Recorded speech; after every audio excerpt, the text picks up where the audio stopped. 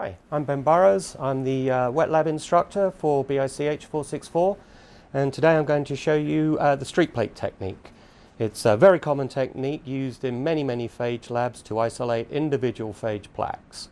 The concept is quite straightforward in that we're going to take a small inoculum, a loop full of our phage aliquot, and we're going to put that onto an agar plate, and we're going to streak from that original spot until we get far more dilute lysate, and therefore we go from confluent plaques all the way to individual plaques.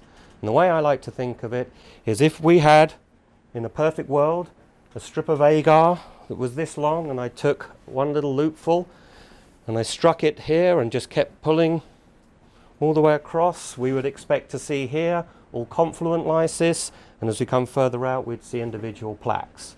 But of course we don't have Petri dishes this big. We're going to do it on a normal 100 ml Petri dish.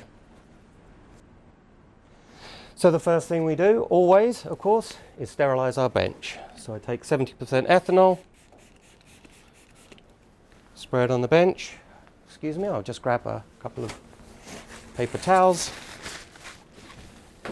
wipe down the bench nice and thoroughly, and then dispose of the towels in the trash. As always, we take our flame, because we always work around a flame to have a sterile work zone, but we make sure that it's placed so that it's not going to set fire to anything when we're happy, and of course that it's in a comfortable place for us to work from. Light it with the Streakate. You can adjust the flame down if you want it a little bit lower. And now we're ready to work. So I will take an agar plate and I will label it. There is a class labeling convention which will be explained to everyone, but the important thing is that you get the date. In this case it's the 3rd of December 2020. My initials, so anyone knows whose work this is, what sample I'm working with. In this case it's going to be lambda phage, and then I want to make sure that I know exactly what it is I'm doing. So here I'm going to write streak, so that I know that it's a streak plate. Then when I'm ready, I'll take my loop, and we sterilize the loop by placing it into the flame.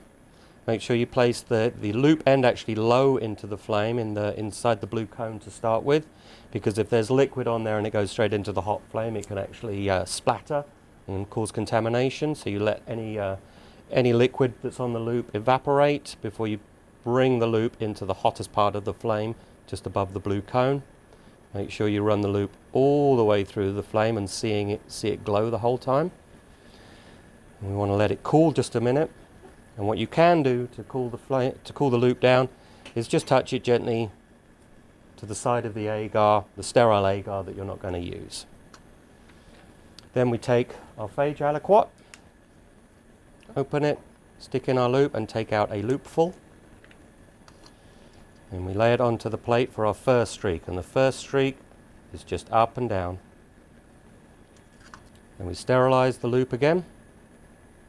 And the reason why we keep sterilizing the loop is just to minimize the amount of phage that's going to be dragged over each streak. Now I can just cool down the loop again, and then for my first streak, I'm using the edges of the plate. I will run a couple of times through the end of my first streak, and then just zigzagging closely backwards and forwards around one edge of the plate. Flame the loop again.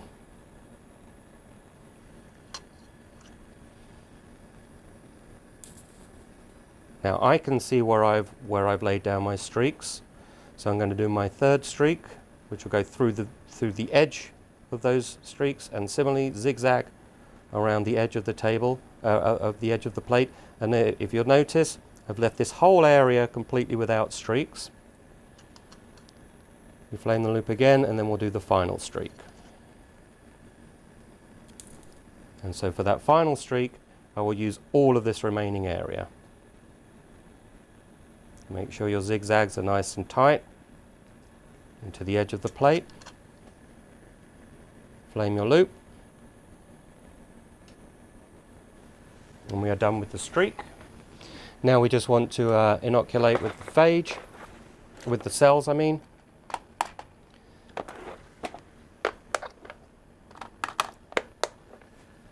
So I take my cells, my host cells, my aliquot, in this case 20 microliters. I take molten top agar. Make sure we vortex it thoroughly, but gently. We don't want to introduce air bubbles because air bubbles will look a lot like plaques. Now we take the aliquot and carefully, in one smooth movement, pour all of the overlay onto the plate and quickly just give it a gentle swirl and we are done. So after the plate was struck yesterday, we let the top agar set, which takes typically around 5 to 10 minutes or so, and the plate was inverted and incubated overnight. And then this is the result here. So what we can see here in our streak is right here we've got very completely confluent lysis. There's no individual plaques here. Then as we continue down the streaks we get a lot of individual plaques, but they're very, very close together. And then as you see here, there's a lot of isolated, separate plaques, very easy to work with. These can now be picked and analyzed. So the next step after we've made isolated plaques is we want to pick a plaque and make a pickate. And a pickate is quite simply eluting the phages that are in this an agar plug into a buffer medium. So we have our workstation all set up, flames on, it's already been sterilized, so we're ready to start working. So I'm going to take two 1.5mm tubes,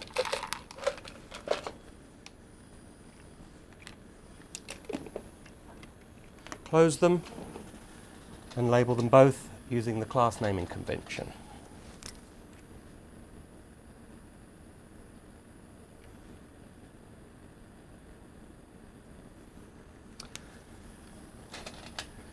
To one of the tubes we're going to add some buffer.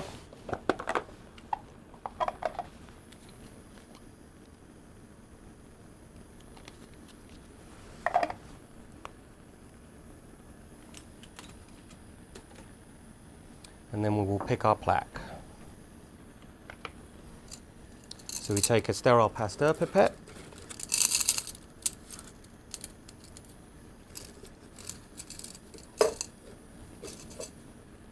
attach a bulb,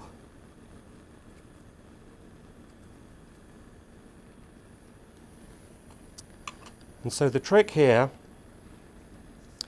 is that you want to pick one of these plaques, obviously. So what we want to do is decide which plaque we want to pick. So the first thing to do is usually to take the plate, look at it from the underside, and choose the plaque that you think is a nice isolated plaque with a morphology that you're interested in. In this case, I'm going to pick this plaque right here. Now normally the way I would do this is I would take the plate and I would hold it up to the light so as I'm looking directly through the plaques, and that would make it very easy for me to actually see where my Pasteur pipette is going. But for the sake of videoing, I'm going to show it to you this way. So this here was the plaque that I chose. And what I will do is I will take my Pasteur pipette and push it straight down. And then when I remove it, I will go slightly to the side first before pulling the plug out. And now you can see there's the agar plug in the pipette tip. And then just squeeze the bulb to eject the plug into the buffer. Now we vortex this very thoroughly for a good 30 seconds. Then when we're done vortexing, we'll add a little bit of chloroform. Now there are several ways of sterilizing your pickate. We can do filter sterilization, or we use chloroform. In this case we'll use chloroform. And the idea here is to kill all of the host cells, but leaving the phage still viable. So I take my aliquot of chloroform, add it to my pickate, and continue vortexing for a good minute. When you're done vortexing, we centrifuge to pellet, basically to make sure all of the chloroform in this case is at the bottom of the tube, but also to make sure any cell debris and the plug are pushed down to the bottom of the tube.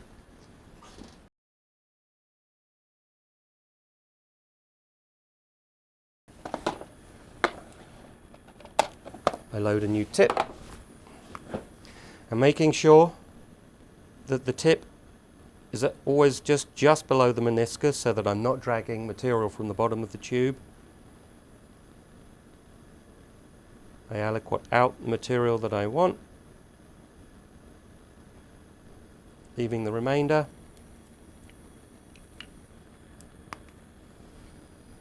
And then eject into a clean tube, and there's your Pickate.